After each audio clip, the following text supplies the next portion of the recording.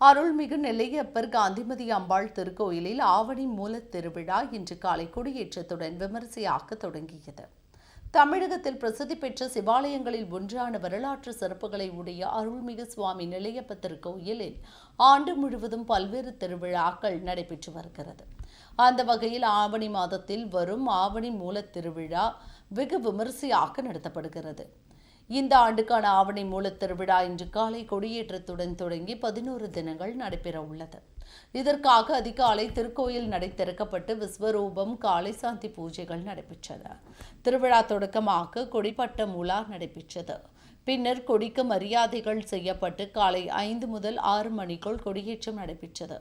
தொடர்ந்து கொடிமரத்திற்கு மஞ்சள், பால், தயிர், பஞ்சாமிர்தம், இளநீர், சந்தனம் உள்ளிட்ட அபிஷேக திரவியம் கொண்டு திருமஞ்சனம் நடைபெற்றது. அலங்காரம் செய்யப்பட்ட கொடிமரத்திற்கு சோடச தீபாராதனைகள் நடைபெற்றது.